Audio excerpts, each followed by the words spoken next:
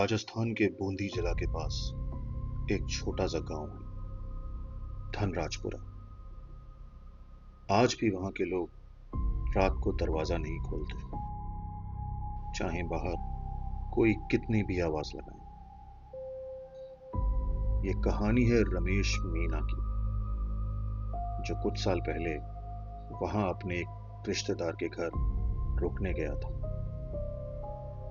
रमेश कोटा में काम करता था और एक बार शादी के सिलसिले में धनराजपुर आ गया।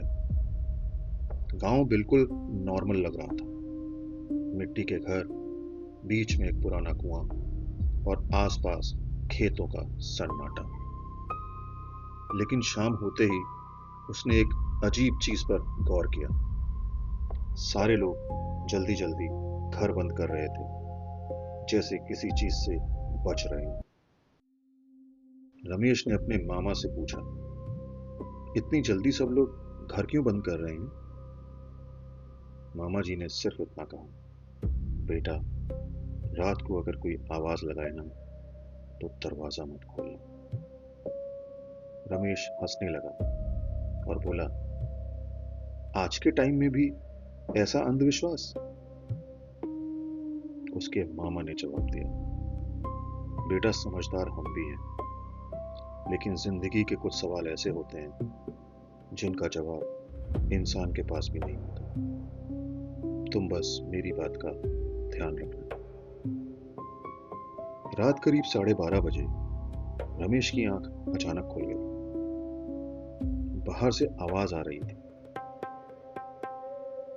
जैसे कोई औरत धीमे आवाज में रो रही है। पानी, कोई पानी दे दो। रमेश उठकर दरवाजे के पास गया, लेकिन अंदर ही रुक गया। आवाज धीरे धीरे पास आने लगी, जैसे कोई सीधा उसके घर के बाहर आ गया।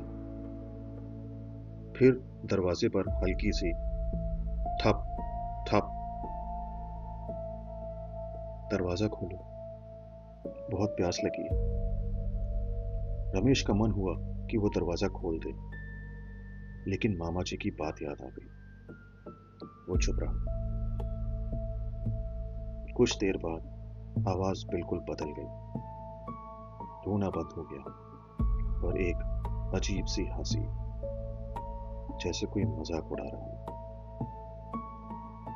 रमेश ने हिम्मत करके दरवाजे के छोटे से छेद से बाहर देखा। उसने जो देखा,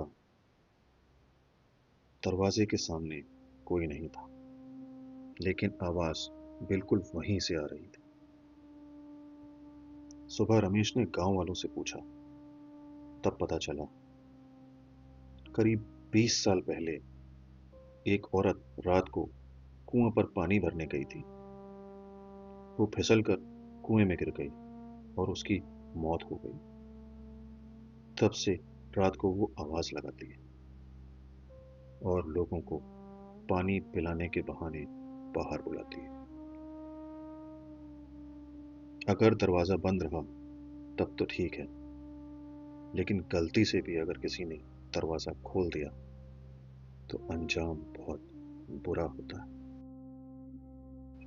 रमेश ने उस रात दरवाजा नहीं खोला और अगले ही दिन गांव छोड़ दिया। लेकिन जब भी वो इस कहानी को सुनाता है, एक बात जरूर बताता है। उस रात आवाज सिर्फ दरवाजे के बाहर से नहीं आ रही थी। एक पल को तो उसे ऐसा लगा कि जैसे कोई उसके पीछे ही खड़ा है। थोड़ी सी समझदारी ने रमेश की उस दिन जान बचा ली थी।